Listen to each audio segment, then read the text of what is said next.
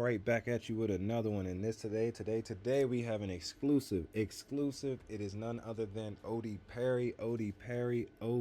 Perry's Homicide Foia report. And if you have not done so already, hit that subscribe button. Because I'm going to be dropping more videos today, and turn your notification bell on in case you want to catch a premiere. I'm always in the premieres more times than not, and willing and ready to communicate with you guys. So if you want to hit me up or talk to me about anything, regarding content wise, whatever, definitely hit that notification bell so you can jump into those premieres. And so with that being said, we are going to go ahead and get started, and let's first say rest in peace to Odee Perry. All right, here we go. This today we have is a Chicago Police Department case supplementary report, and it is an exceptionally clear close, other exceptional, homicide in the first degree. Address of occurrence is 401 East 64th Street. The number of victims we have here is 1, number of offenders 2. This is the document that I received for Odee Perry. This is a field investigation, exceptionally clear close, other exceptional report. The date this was submitted was June 10th, 2017. Victims: Odee Perry, male, black, 20 years old, date of birth year 91. All right, and we have a suspect here, which is a Jakira Barnes, alias Ki, female, black, 22 years, date of birth 95, organization Gangster Disciples. All right, and we have gang identifiers, victim / witness statement for her. Additional info: dead homicide victim for Jakira at the time of this document. So the next suspect we have is Stuart Rodney, alias BT / Boss Trail, male, black, 21 years, date of birth 95. Organization Gangster Disciples. Gang identifiers, victim witness. Additional information: dead homicide victim, recorded under the HD number listed. He was transported to Cook County on the date of August 10th, 2011 at 23:35 hours. And the method code was a person shot, CAU code DNA, motive gangs. All right, we have personnel assigned. We also have some witnesses. It seems a male, black, 20, a male, white, 51, and a male, black, 17. This individual is actually a gangster disciple. Another male, white, 59, male, black, 44, male, black, 16. And this one is a gangster disciple, admittedly. Other individuals involved: a family member is redacted. Incident: gang situation, turf. Information: targeted gang, black disciples. All right, and we're getting into the investigation a bit, and it lists the victim is an Odee Perry, male, 120 years old at time of death. Gang: black disciple, Parkway Gardens faction, now known as O Block, in honor of Odee Perry. Injuries: 1 gunshot wound entered front left side of neck, exited left shoulder. 1 gunshot wound through and through to left buttock. Pronounced August 11th, 2011 at 00:18 hours, and his mother was notified. They list the offender as a Boss Trail, a male, 17 years old at the time of death, and he is a gangster disciple, or was a gangster disciple, from the Jarrow City faction. Dead homicide victim, recorded under RD number listed. Weapon: probable 9mm handgun, 9mm shell casings recovered from the scene. Vehicle used: unknown gray / silver sedan. Manner and motive: offenders approached victim who was on a bicycle and shot the victim / gang conflict. Property taken: DNA. Evidence on the scene: 12 expended RP 9mm Luger shell casings.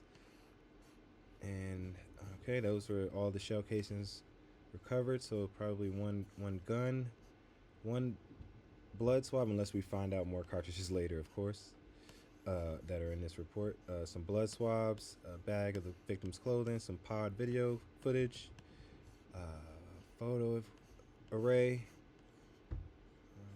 Another photo array containing the suspects. Some more photo arrays containing the suspects. A lot of photo arrays containing the suspects. Alright. Let's see if we can get down into... We have some interviewed people that are redacted. Completely redacted. Re-interviewed. Redacted. And then we have an investigation. On August 10th, 2011, Odee Perry was shot and killed at redacted South Martin Luther King Drive at 23:35 hours. The initial investigation was conducted by Area South Detectives Barsh and Del Fario and Detective Meter. It was learned that Odee Perry had been removed from the scene by CFD number 55. Perry was taken to Stroger Hospital and subsequently pronounced dead.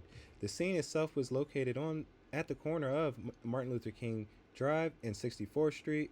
MLK Drive is a north-south street with 2 lanes traveling north and 2 lanes traveling south.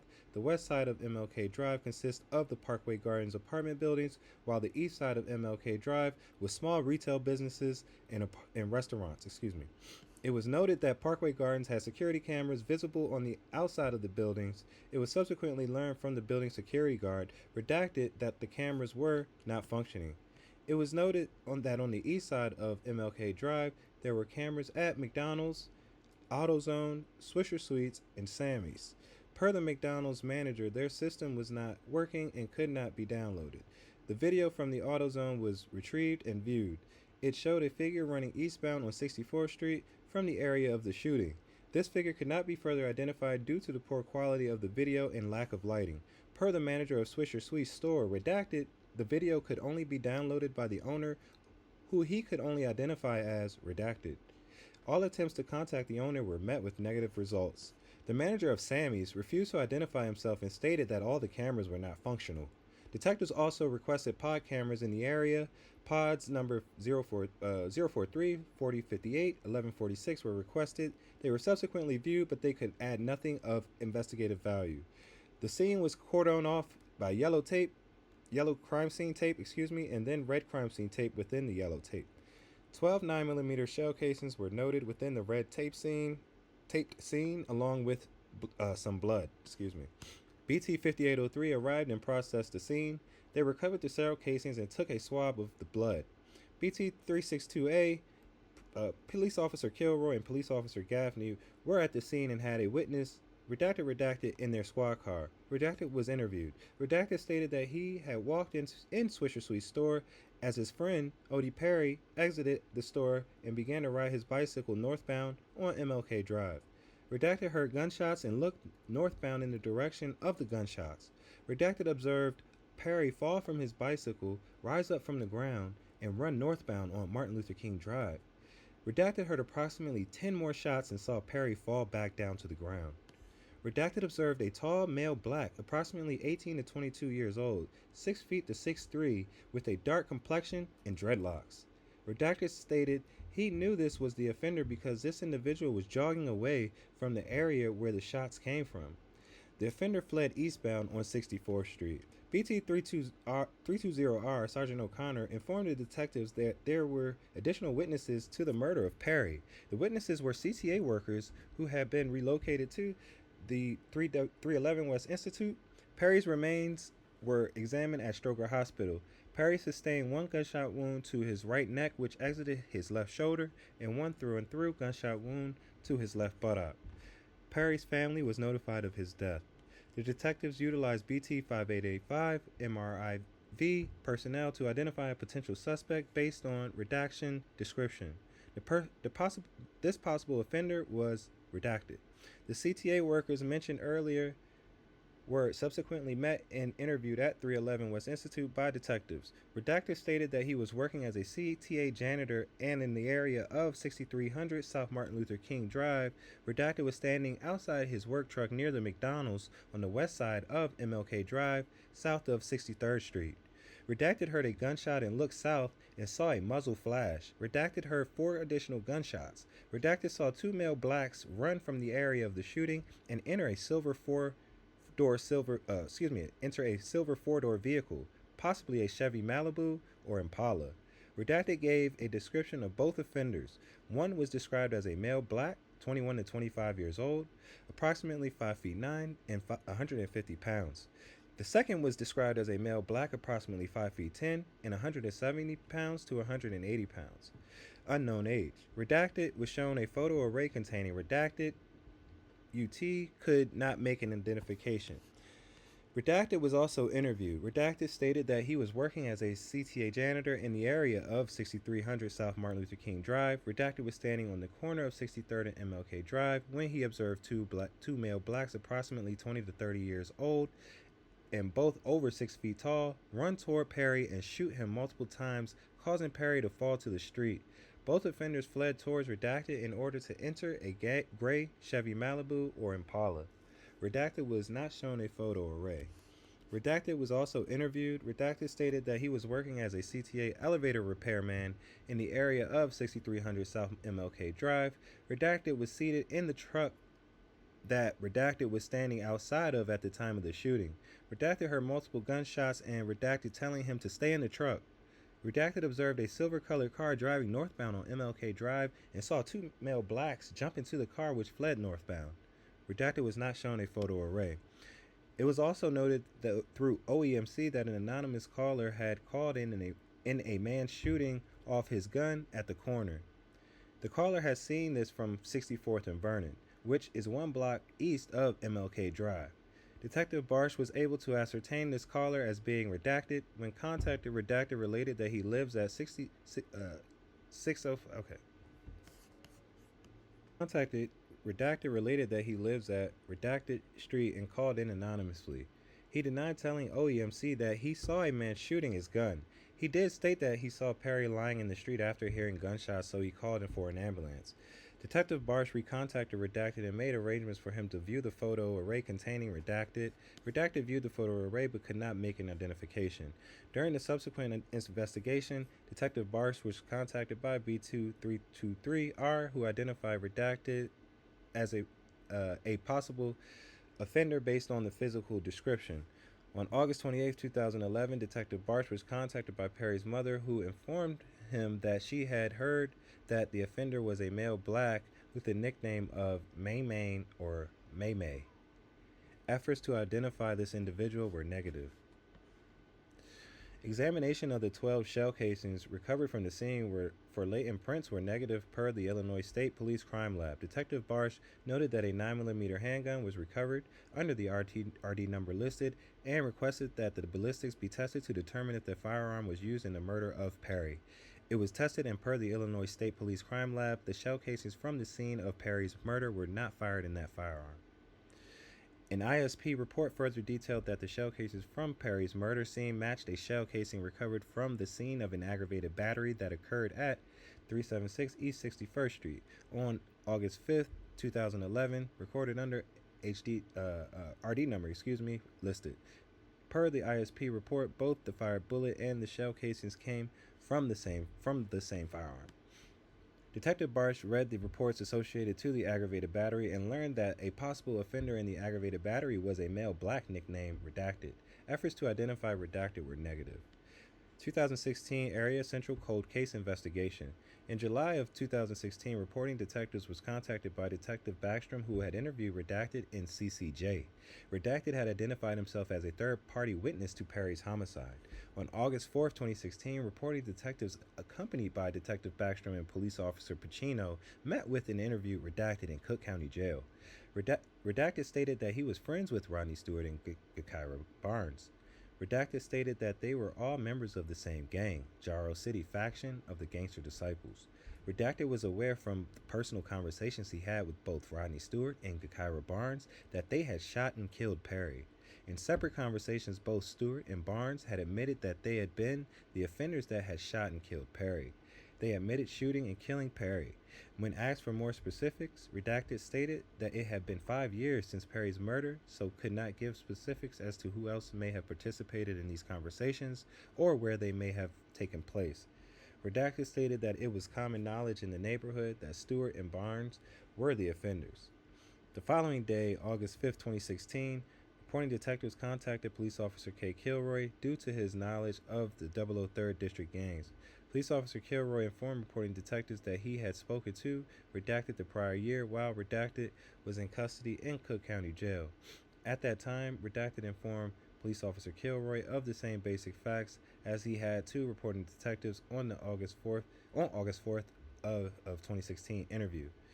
Reporting detectives subsequently learned that Redacted had been interviewed by police officer Kilroy and also identified himself as a third-party witness to Kikira Barnes and Rodney Stewart being the offenders. Redacted told police officer Kilroy that he, along with Stewart and Barnes, were all members of the same gang, Jarrow City faction of the Gangster Disciples. Redacted was aware from personal conversations he had with both Rodney Stewart and Kikira Barnes that they had shot and killed Perry. He could not offer more specifics due to the fact that the murder and the subsequent conversations had happened in 2011. Redacted had also stated that it was common knowledge in the neighborhood that Stewart and Barnes were the offenders. Reporting detectives learned that both Redacted and Redacted were in custody for first-degree murder charges resulting from an incident that occurred in the southern suburbs. Their cases were assigned to the Markham Courthouse. They had both reached out to Cook County State's Attorney's Office through their respective defense attorneys and offered to provide information. The Cook County State's Attorney's Office contacted the Chicago Police Department to aid in the investigation of their respective statements. Both Redacted and Redacted were given proffer letters by the Cook County State's Attorney's Office, witnessed by their defense attorneys. Reporting detectives produced 2 photo arrays, one containing Rodney Stewart and one containing Kikira Barnes. On October 8, 2016, reporting detectives located and re-interviewed Redacted. Redacted stated essentially the same facts as he had in 2011.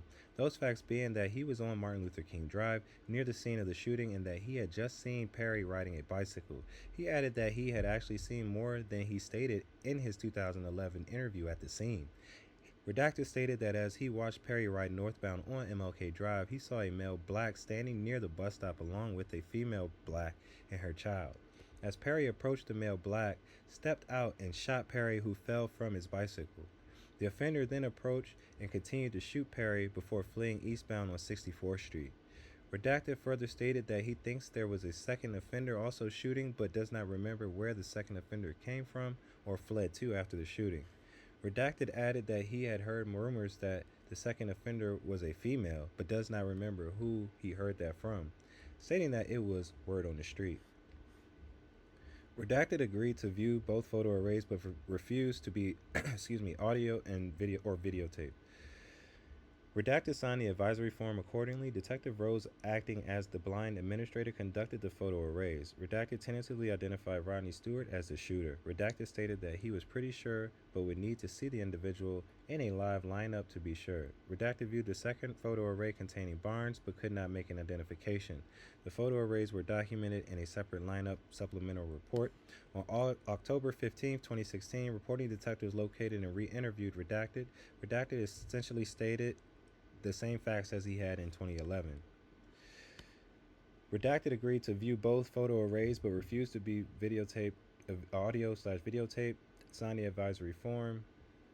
Oh, okay, sorry about that. I think the document jumped up on me. We jump back down here. Also on October 15th, 2016, reporting detectives located and re-interviewed Redacted. He stated the same facts. All right, sorry for rereading that. Redacted agreed to view both photo arrays but refused to be audio videotape. Redacted signed the advisory form accordingly.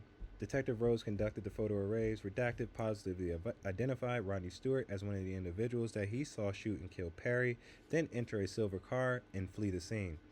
Redacted viewed the second photo array containing Barnes but could not make an identification of the second individual. The photo arrays were documented in a separate lineup supplemental report. On October 18, 2016, reporting detectives located and re-interviewed Redacted. Redacted stated essentially the same facts as he had in 2011. Redacted agreed to view both photo arrays but refused to be audio and videotaped. Redacted signed the advisory form accordingly. Detective DeCiccio, acting as the blind administrator, conducted the photo arrays. Redacted could not make any identification. Reporting detectives noted that per subsequent Illinois State Police ballistics report, there were multiple cases in which shell casings recovered from crime scenes matched the shell casings recovered from the scene of Perry's murder. These cases detailed chronologically as follows. The first case was a homicide. It occurred on July 17th, 2011 at 6034 South Prairie. Reporting detectives read the reports generated detailing the investigation. Reporting detectives noted that the investigation revealed one offender on foot, but he was unidentified. Reporting detectives noted that neither the second victim nor witnesses could identify the offender or any other information. All other investigative leads have been exhausted. The second case was an aggravated battery. It occurred on August 5th, 2011. At listed address recorded under, RD number listed. It was detailed above through Detective Barth's investigation. The third case was an aggravated battery with a handgun. It occurred on August 21st at listed address recorded under, RD number listed. Reporting detectives read the reports generated detailing that investigation. Reporting detectives noted that the offenders were in a black Buick sedan with no further identifiers.